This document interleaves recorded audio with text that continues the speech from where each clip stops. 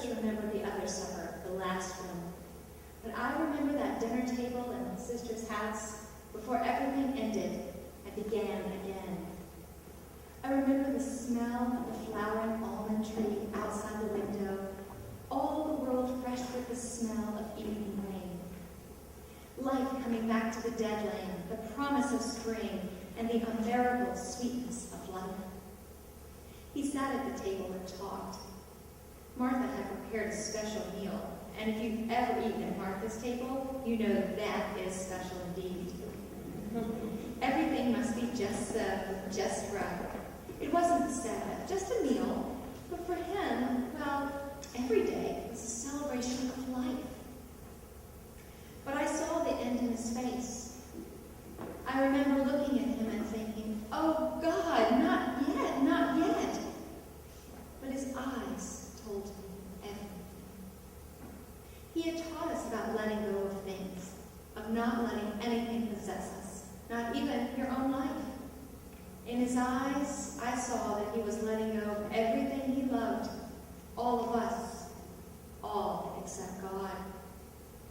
I looked around, wondering why none of them spoke about it, why Peter didn't jump up and down and tell him not to think like that.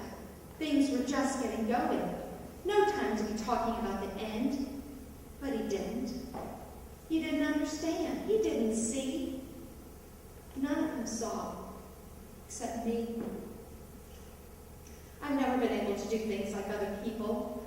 I'm not that good a cook, and I have never wanted to marry. People can't understand that. They say that's all daughters are good for, to marry and have children.